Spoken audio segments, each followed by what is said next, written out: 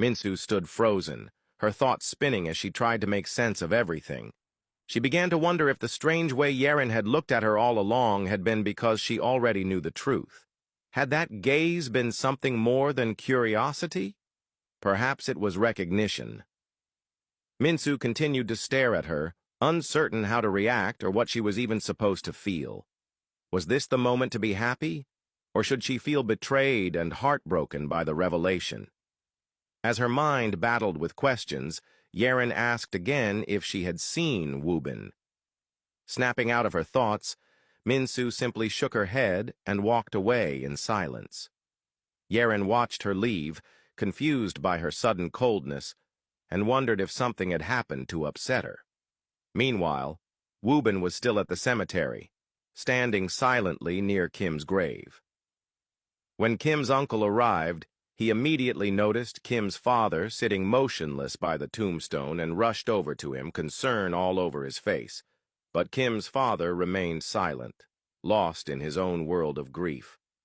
Turning to Wubin, Kim's uncle demanded to know what was happening. Wubin stepped closer and explained that it was clear Kim's father was spiraling into depression and losing his grip on reality over Kim's death. He urged the uncle to intervene before the situation grew worse.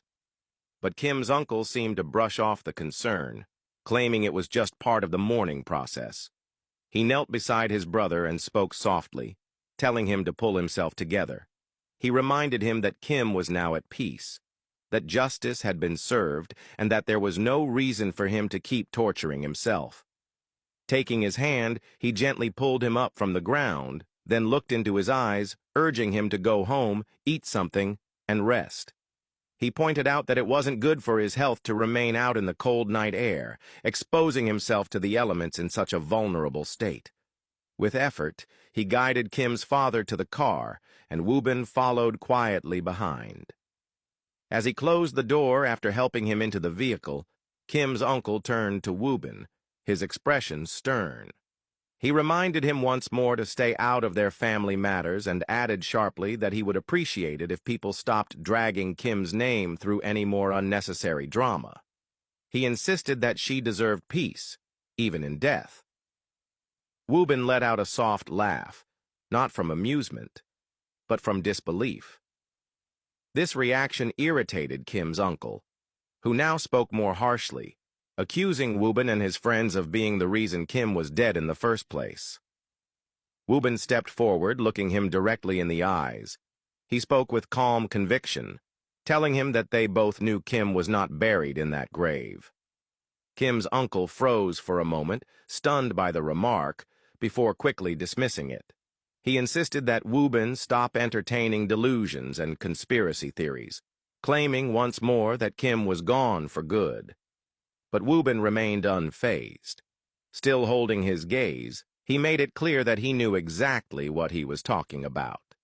He glanced at Kim's father sitting in the car, then looked back at the uncle and told him that if he truly cared about his brother, he needed to find a way to tell him the truth, that his daughter was still alive.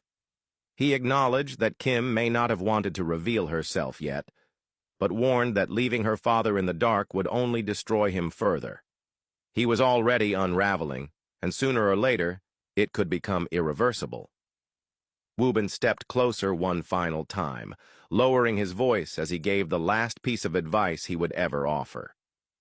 If Kim's uncle truly wanted to help his family, he needed to stop hiding behind lies and bring clarity before it was too late.